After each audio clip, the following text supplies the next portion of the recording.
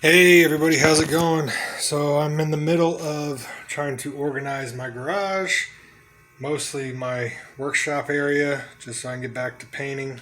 If you've been following the ruptured bicep, you know it's doing a lot better. Finally lifting a little bit of weight.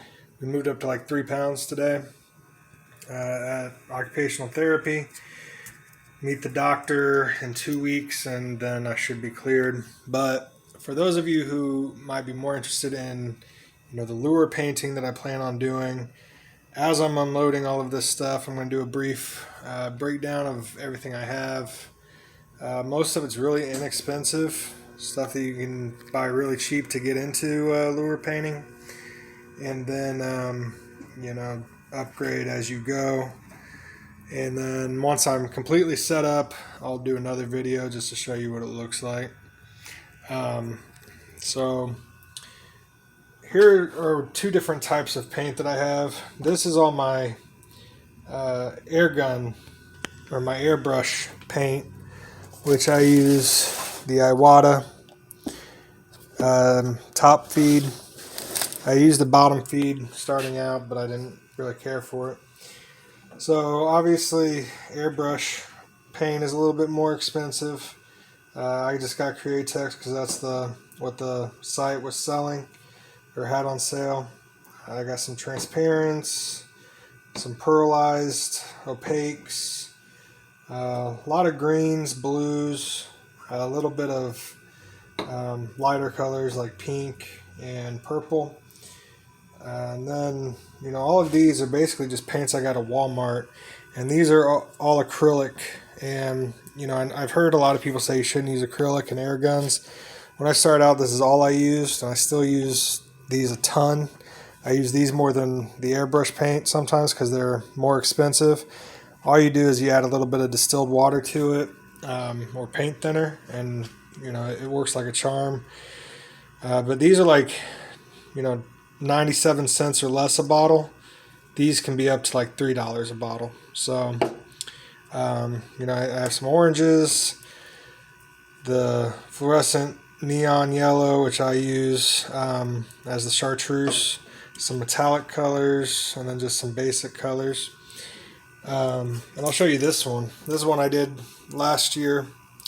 I don't know how well you can actually see that. I know the light is garbage. But this was done almost entirely with acrylic paint. The only thing I used was some pearlized white and over the top once it was all done, and pearlized blue. And the rest of it was acrylic red, acrylic white, and I think even the little bit of black I used was acrylic. Up here I have some spray paints. I don't know how well you can see that. Masks. The spray paints I usually use as a base coat. And when I very first started, this was what I used instead of an airbrush, because airbrushes aren't exactly cheap. So the fluorescent colors that I would use as chartreuse and stuff like that. Blacks, whites, some pink. This is all my Airbrush Cleaning. This bottle here is just distilled water. This was an airbrush cleaner that came with the Iwata that I just kind of keep reusing. I did end up buying a large bottle of airbrush cleaner. This is 1/3 distilled water, 1/3 Windex, and this is, I believe, denatured alcohol. It kind of depends on what I'm doing, but I find the airbrush cleaner works really well, as does the distilled water.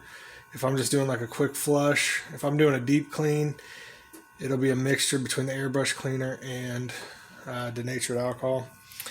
But basically that's, the setup. I'm going to put another one of these over here for my paints and stuff. Start building that collection back up. But outside of that, the rest of the day I'm sorting through all of this, trying to get it all organized. So you can just imagine what I'm dealing with over here. some lights, which are super important. And over there is my air tank that I use for the airbrush. I don't even know what brand it is. It's really cheap from Menards. I'm pretty sure you're not really going to be able to see that. But it has the dial so you can control the air pressure, which is super important if you're doing any type of airbrush work. The hose was from an airbrush kit. I got a fitting so that my airbrush would connect to the hose because they don't connect typically. But this goes up to, I believe, 100 psi, which I'm never going to use for painting, but at least not lures. So, I plan on, once I get all this junk organized and everything, to start doing some more videos of me painting some lures and stuff, maybe some live videos, I don't know. I haven't really figured it out, but I'm super excited, man. It's been months since I have been able to paint anything at all, but especially lures. So I'm super stoked to get back into it. Also, the hooks are important. These are like $3 at Meyer, if you have a Meyer, and they're super sharp. And then, of course, hook covers, hook guards, which I just bought on Amazon for a few bucks. These paints, just real quick, actually I just bought some more. So these paints there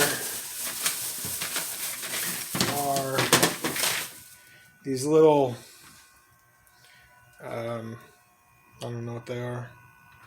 I mean, it's paint, but it's like enamel type paint, which is awful in an airbrush. It took me forever to get it out. It sprayed terribly.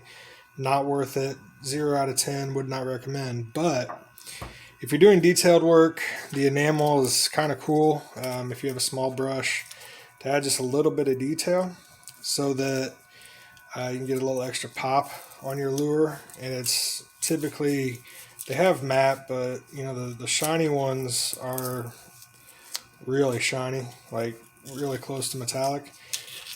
So I really recommend those if you're doing close-up detail work. So the rest of the day I'm going to go through, try to figure out where all my stuff is. I'm missing the eyes to all my lures, still missing some hooks. All my paint is accounted for in my airbrush. Missing the lures. I had 3 bags of lures, lipless, crankbait, shallow, deep diving, jerkbait, poppers, I think. So I've got to go through all this stuff and try to find that. But just want to give a quick update. I apologize for the lighting being so bad, the camera work. I'm doing this on my phone. It was kind of an impromptu thing. Like I said, we just moved in, so I still got to find my GoPro. I'm going to set up some better lighting and, hopefully have some good stuff to show you guys. So like, share, and subscribe if you want, and I'll catch you.